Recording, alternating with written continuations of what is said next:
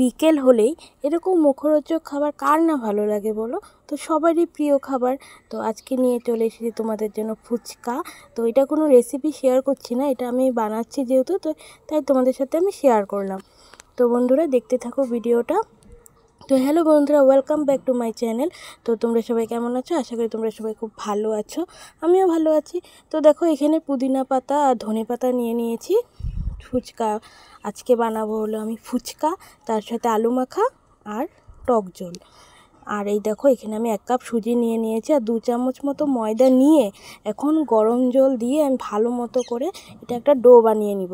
তো ভালো করে মাখতে হবে এটা। এই দেখো ভালো করে একটা ডো বানিয়ে নিয়ে এখন আমি একটা গামছা দিয়ে ঢেকে দিয়েছি। আর এইদিকে আমি একটা মশলা বানিয়ে নিচ্ছি। এখানে দিয়েছি জিরা আর গোলমরিচ আর শুকনো লঙ্কা।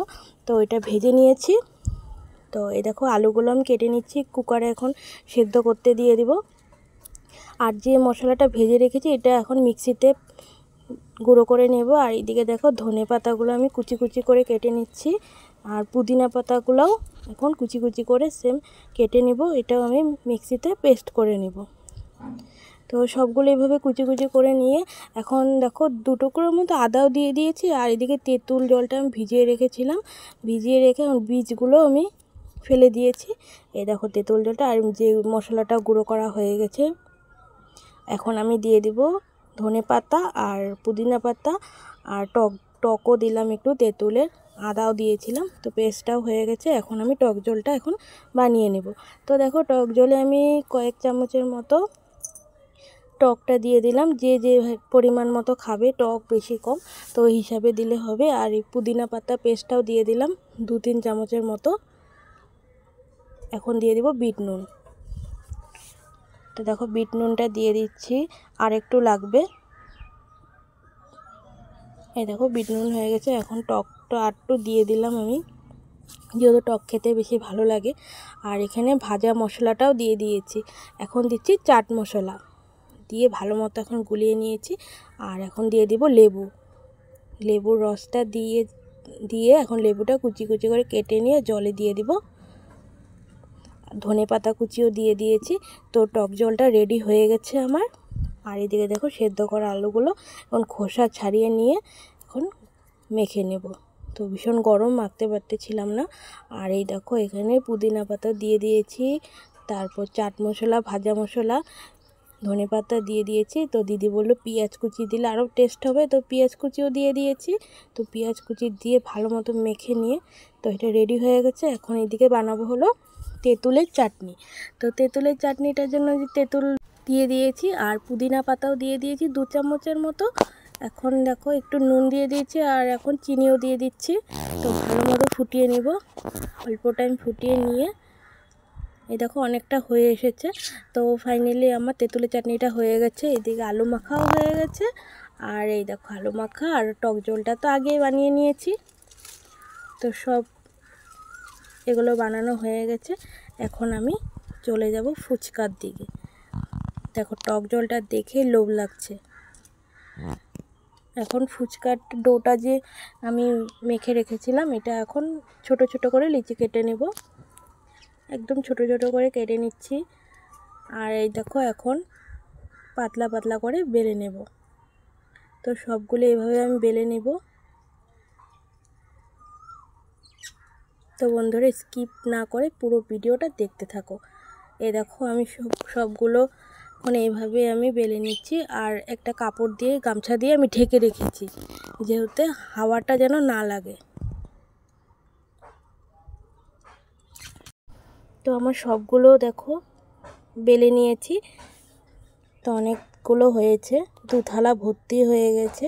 আরও কয়েকটা ওদিকে ওপাশে রেখেছি। এখন কড়াই বসিয়ে দিব, কড়াই গরম হয়ে তারপর তেলটাও দিয়ে দিলাম কড়াইতে। এখন দেখো ফার্স্টে একটা ভেজে নিয়ে আমি গ্যাসের সামনে রেখে দিয়েছি। আর সব ফুচকাগুলো এখন এভাবে ভেজে নেব। তো বেশিরভাগ ফুচকা ফুলেছিল, আর কয়েকটা ফুলে নেই যেগুলো, ওগুলো পাপড়ি চাটের মতো খাওয়া হবে। এই দেখো সুন্দর পুরো মুচমুচে হয়েছিল। তো কয়টা ফুলে নেই, তো এটা পাপড়ির মতো খাওয়া হবে, পাপড়ি চাটের মতো।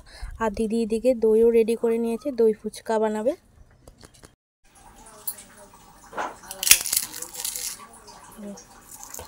পুরো মুচমুচে হয়েছে। একটু আমি আলুর উপরে দিয়ে দিলাম।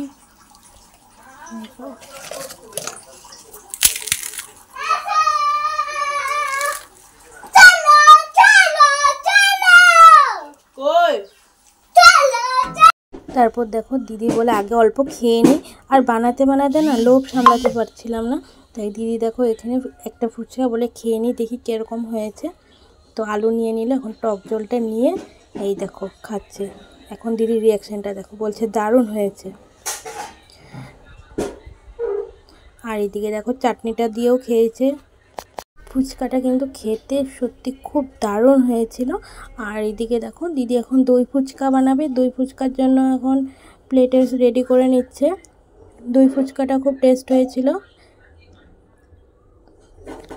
ফুচকা কিন্তু সবারই প্রিয়, তাই না? তো সবসময় তো বাইরের থেকে কিনে খাওয়া হয়, তাই আজকে ভাবলাম ঘরে বানাই। তো আমাদের ফুচকা বানানো দেখে তো বাবা বলছে যে তো আমাকেও দাও, তো বাবাও খেয়েছে, তো বাবা বলেছে খুব ভালো হয়েছে ফুচকাটা।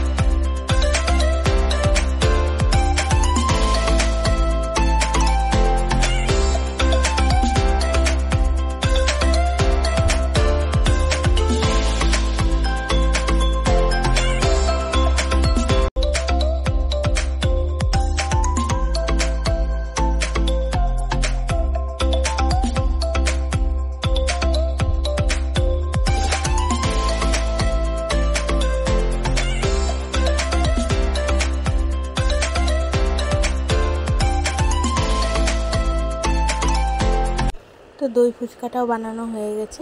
তো দিদি একটা টেস্ট করে দেখছে যে কেমন হয়েছে। তো খেয়ে বললো যে দারুণ হয়েছে, ভালোই হয়েছে। এখন দেখো আমি আর দিদি খাচ্ছি, আর বাবা তো আগে খেয়েছে, এখনও খাচ্ছে। বাবার তো দারুণ লেগেছে, আর দিদি আমাকে খাইয়ে দিল। তো বানাতে বানাতে মানে কখন খাবো এরকম লাগছিল, আর দিদিও খেয়ে নিল। আর ফুচকাটা তো সবারই প্রিয়, আরও ঘরে বানিয়েছি বলে কথা, দারুণ টেস্টি হয়েছিল। আর দেখো দিদি এখন দই ফুচকাটা খাবে। এই দেখো দই ফুচকাটাও দারুণ টেস্ট হয়েছিল। তো সবাই মিলে খাচ্ছি, বেশ ভালো লাগছে। তো দেখো মা ছিল না, মা একটু পাশের বাড়ি একটা আন্টির বাড়িতে গেছিলো।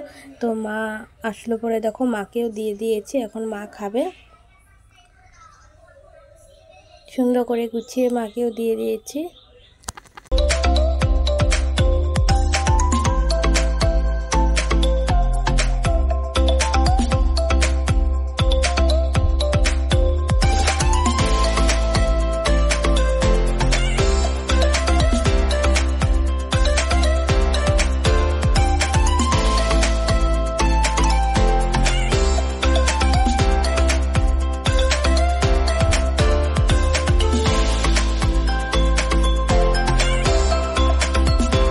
তো মা খেয়েও ভীষণ ভালো পেয়েছে, বলছিল যে ভীষণ টেস্টি হয়েছে, খুব ভালো হয়েছে খেতে, খুব খুব খুব টেস্টি হয়েছিল। তো সবাই ভালোই পেয়েছে খেতে। তো বন্ধুরা, তোমাদের ভিডিওটা কেমন লাগলো কমেন্ট করে জানাবে। তো আজকের মতো আমি ভিডিওটা এখানেই শেষ করছি। তো বাই বাই, সবাই ভালো থেকো।